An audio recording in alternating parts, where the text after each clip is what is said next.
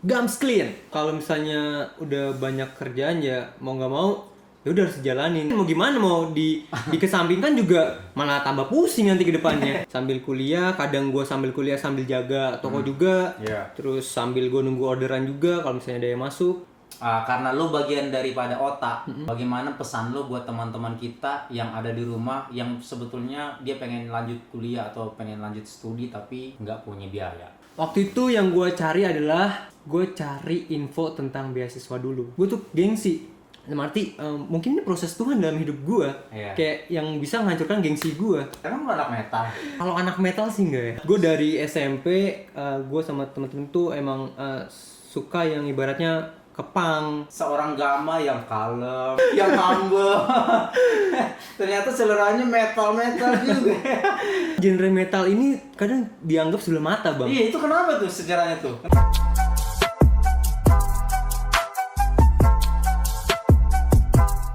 Oke, balik lagi kita di episode selanjutnya. Masih tetap narasumber yang sama, yaitu Gamaliel. Kalau di episode sebelumnya kita banyak berbicara tentang keluarga dan pribadinya seorang Gama. Nah, kali ini kita mau kulik lebih dalam soal pekerjaan dia sehari-hari dan juga tentang kuliahnya. Secara kan kita anak-anak muda, siapa tahu nanti teman-teman di rumah juga dapat input dari apa jawaban seorang Gama. Oke, Gam. Seorang ada. Oke, Gam. Ya, gimana, Bang? Gua mau lebih tahu nih. Gue jujur aja, gue kenal lu udah lama, tapi gue belum tahu sebenarnya alamat rumah lo. Katanya di rumah tuh ada usaha. Usaha apa sih? Kalau di rumah itu usaha nyokap bokap tuh kayak ya usaha warung sembako gitu. Warung Kayak- sembako? Iya, jadi kayak kebutuhan waktu lo pokok. bilang sembako, gue jadi inget loh. Dulu awal-awal gue merantau, itu kerjaan gue jaga toko sembako kayak beras. Bayangin gue dari kampung jualan beras, jualan minyak goreng gitu-gitu. Jadi berarti di rumah seperti itu. Betul banget, gue kayak gitu sekarang. Tapi kok namanya ada Gamasel apa? Gak masel ya? Iya. Itu yang ngasih nama sih kayak nyokap gue, Nyokap. bokap gue gitu. Gak masel aja lah daripada bingung. Nah, Cuman sembako doang atau ada yang lain? ada yang lain, jadi Kan kalau Gamasel berarti kan ada hubungan sama kayak handphone, pulsa gitu-gitu ya? selain sembako ada juga listrik, pulsa Listrik, gitu. token Terus gitu-gitu ya? token, Berarti di rumah banyak galon, gas gitu-gitu. banyak Bang. Iya, Jadi lu bantu-bantu lah sehari-hari. bantu. Bantu-bantu. Berarti selain lo bantu nyokap orang tua lo usaha itu, terus lu sekarang udah ada tambahan apa nama usaha lo? Gams clean. Wis, nggak jauh-jauh namanya ya. Biar nggak bingung. Gamasel. Terus kalau untuk sembakonya toko Gama atau apa? Iya, toko Gama. Jauh-jauh. Siapa lagi namanya anaknya itu Namanya doang? anak tunggal. Berarti penerus tahta dari dari usaha keluarga adalah Gama seorang diri. Wah, luar biasa. Lu nanti jangan-jangan jadi idola semua cewek-cewek. Bang. Udah punya usaha Gam Skill, Gams clean. Clean ya, Clean. Gam Clean sama toko Gama. Terus satu lagi Gamasel. Gamasel. Wah, luar biasa. Lu kayaknya nanti seorang pengusaha yang sukses nih. Amin. Amin. Cuma ya harus berproses. Harus berproses ya. Iya. Oke, berarti lu tiap hari selain lu kuliah, lu nungguin orang beli, bayar, terus ada kembalian. Nah, gue mau tanya soal kuliah. Kuliah lu ambil apa sih, Gam? Kuliah gue ambil teknik informatika. Teknik Informatika. Lu sama kayak adik gue dong. Iya, sama Bang Jondi. Dia cutting gue kakak kelas, kakak Wih, tingkat. Satu itu lagi satu Satu fakultas. satu fakultas. Oke, di episode sebelumnya lu bilang sudah di semester ke 7 ke 8 mau ke 8. 7 mau ke 8, berarti sudah ada di akhir-akhir. Iya. Gimana tuh pusing-pusingnya tuh? Kemarin kan lu bilang pusing tuh, udah pembagian. Belum lagi, misalnya nyokap lagi, "Gam, bayarin dulu itu." Belanja dulu. Gimana tuh pusing-pusingnya tuh? Ya, itulah Bang, kalau misalnya udah banyak kerjaan ya mau nggak mau ya udah harus dijalanin. Kayak ya pusingnya sih ya udah harus dijalanin, mau gimana, mau dikesampingkan juga malah tambah pusing nanti ke depannya. Jadi kayak Malah nggak dapat masukan ya kalau misalnya nggak iya. itu. Jadi kayak ya ya udah kayak ibaratnya gue sambil kuliah, kadang gue sambil kuliah sambil jaga toko juga, terus sambil gue nunggu orderan juga kalau misalnya ada yang masuk. Udah itu sih bang, kayak ya udah gue jadi kayak ngerasa yang dulunya gue nggak bisa fokus banyak hal, sekarang karena mungkin ada banyak tanggung jawab, gue jadi terlatih untuk fokus banyak hal gitu. Oke, Gam, gue tahu nih kita sebagai anak muda pasti kita suka bermain fisik, misalnya futsal, maksudnya nggak suka keringat gitu, dan lu juga pasti suka main game kan, gadget apa segala macam. Nah, trouble kita atau masalah kita biasanya sulit bangun pagi. Nah, yang gua tahu di warung itu, warung lu buka jam berapa? Buka dari jam 5. Jam 5. itu pergumulan banget buat kita anak muda bangun. Pasti banget. Jam 5. Nah, karena lu mesti buka kan. Pasti. Nah, gua mau tahu itu lu latihnya itu dari kapan lu bisa sampai, lu berarti rutin dong bangun pagi? Iya, gue langsung dibangun kayak, ayo Gama bangun udah jam 5. Nyokap gue kayak gitu, tapi gue oh iya gue bangun. Gak harus disiram segala macam, enggak. Iya. Lu ngelatih itu dari umur berapa tuh? Sampai lu sekarang ya harusnya udah otomatis deh karena udah terbiasa ya. Itu sebenarnya baru-baru ini lagi 2020 kemarin. Oh gitu. Iya, karena itu gara-gara kan biasanya kan kalau nyokap tuh kan pagi kan kayak jual nasi uduk terus nyokap juga jual nasi uduk. Iya, itu nyokap gue udah the best banget, udah kayak Wonder Woman banget lah. Luar biasa. Apa-apa dikerjain. Wonder Woman banget ya. Kadang nih bang kayak sebenarnya apa ya, gue pengennya tuh bantu nyokap, tapi ya gimana ya, gue juga capek. Enggak. Ya kita anak muda pengen have fun. Gitu. Tapi nyokap tuh bangun dari jam 3 nyiapin segala macem, terus akhirnya ya karena apa ya, gue ngeliat kayak wah gue nggak bisa diem. Karena nggak bisa diem. Ya maksudnya nggak bisa lihat nyokap kerja keras segala macem. Akhirnya yaudah gue untuk putuskan kayak malamnya gue kayak siapin dagangan untuk besok, untuk kayak ya jual-jualan kayak gitu. Jadi ya udah gue akhirnya terbiasa tuh gara-gara yang bantu nyokap itu udah apa ya, resign bahasanya, udah nggak bantu lagi. Maksudnya? Ini kan waktu itu kan biasanya ada yang bantu nyokap, kayak ada pegawai lah istilahnya. Tadinya ada yang bantu-bantu, tapi sekarang nggak ada. Sekarang udah nggak ada. Jadinya jadi bebannya lebih banyak ke lu, harus bantu. Oh jadi jualan nasi uduk juga? Iya, itu udah lama? Itu udah lama kalau nasi uduk. Oh, jadi lu makan nasi uduk dong tiap hari? Ya iya, mau nggak mau. Ya bosan gitu. Oke, balik lagi ke soal pekerjaan dan kesibukan lu sehari-hari. Itu lu buka Gams Clean itu sendiri atau lu joinan atau? Awalnya gue ini sendiri. Akhirnya lu joinan sama Doi atau lu sendiri sih? Sendiri bang. Sendiri kayak gue ya mikir waktu itu gue pengen tuh ada pemasukan gitu, tapi yang enggak ngeganggu kuliah gue. Dan arti kayak gue nggak kerja terus, maksudnya nggak kerja 7 jam segala macam, kayak gue freelance aja. Terus akhirnya gue ya udah gue buka sendiri, gue nyoba. Gue otodidak gitu belajarnya. Otodidak, gue kayak lihat-lihat YouTube, terus gue tanya teman gue yang juga udah buka. Dan ya puji Tuhan sampai sekarang jalan dan banyak customer banyak sekarang. Banyak, cuma kadang gue tolak banget. Kenapa? Gue tolak tuh karena ya itu gue harus prioritaskan juga untuk bantu nyokap, untuk kuliah gue. Ibarat kalau misalnya gue ambil semua inian, gue jadi keteteran nyuci mulu, terus kuliah gue gimana nanti, terus nyokap gue jadi lu cuci sendiri nih? Cuci sendiri. Wah luar biasa. Lu keringinnya pakai apa tuh biasanya kan? Kalau dryer ya, bukan? Atau lu jemur biasa? Enggak.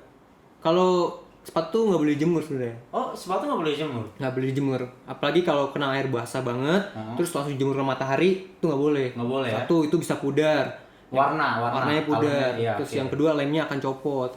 Jadi kalau gua. Jadi lu keringnya pakai apa? Keringnya itu pakai coba kipas angin. Kipas angin. Iya. Kipas anginnya tuh gue sampai disupport bokap gue, penyokap gue gitu yang beli.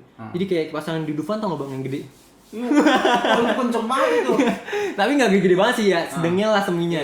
Gue beliin itu kayak ya udahlah buat tuh keringin. Terus kalau misalnya memang ada yang cepet, express gitu, gue pakai hair dryer.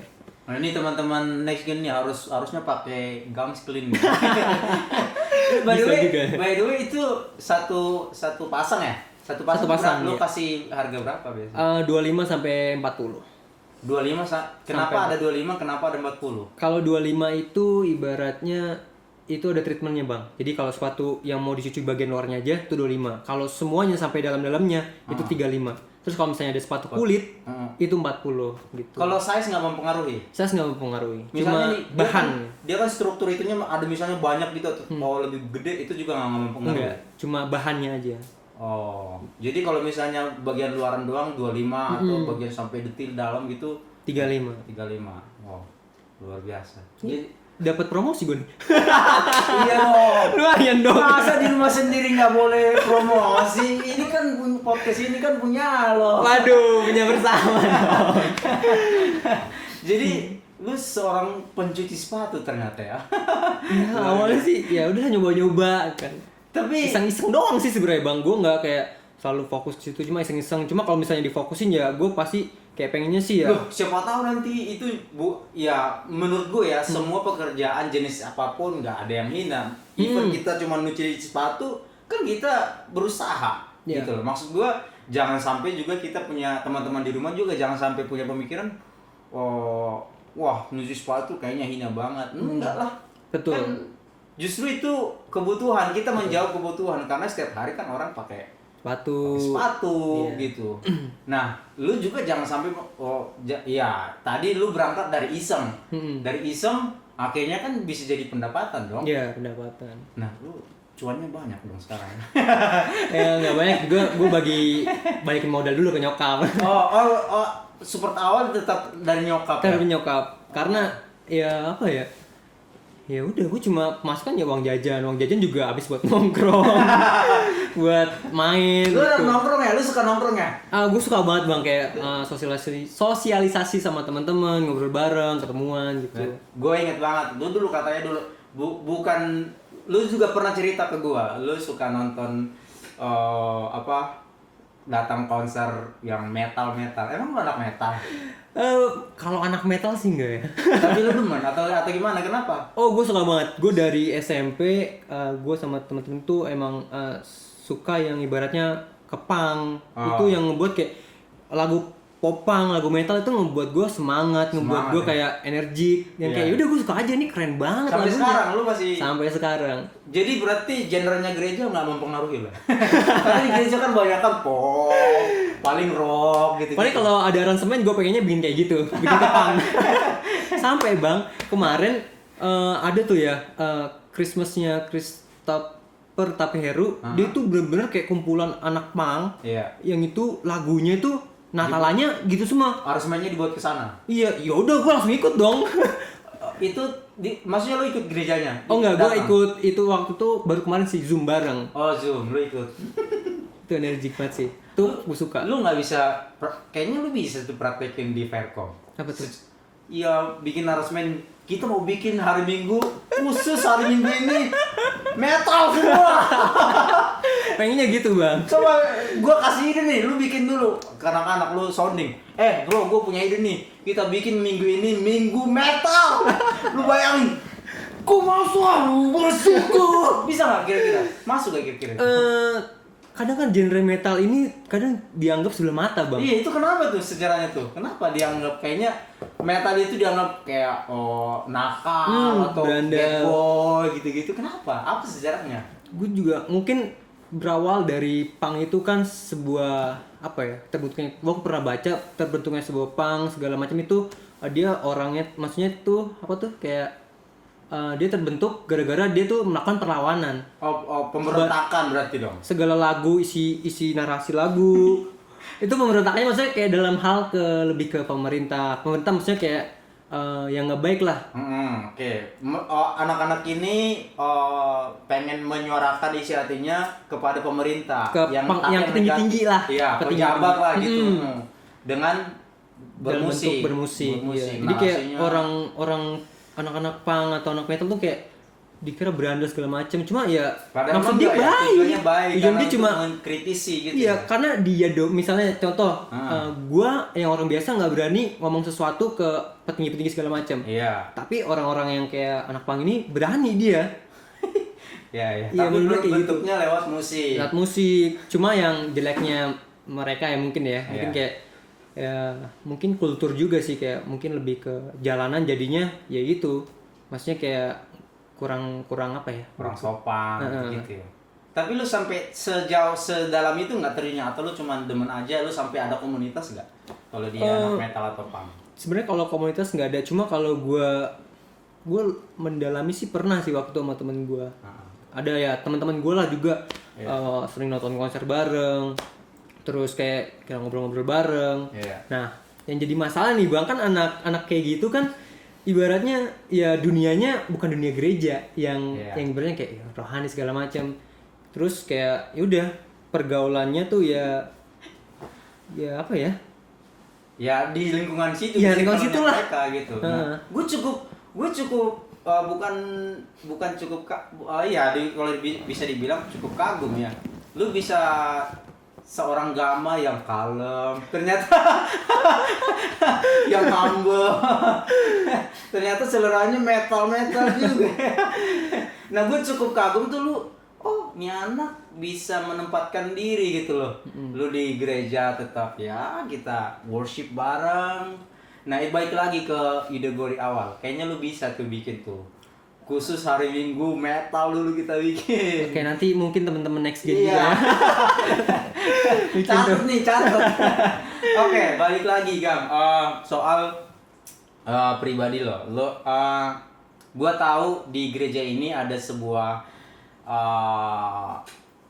apa ya bilangnya ya? Ada sebuah apa bilangnya? Kok gue tiba-tiba kehilang kalimat. Ada sebuah sektor pelayanan khusus support teman-teman kita yang pengen kuliah tapi tidak punya biaya, namanya OTA. Nah, lu termasuk anak OTA. Nah, sekarang kan di masa pandemi ini kita keuangan semua sulit.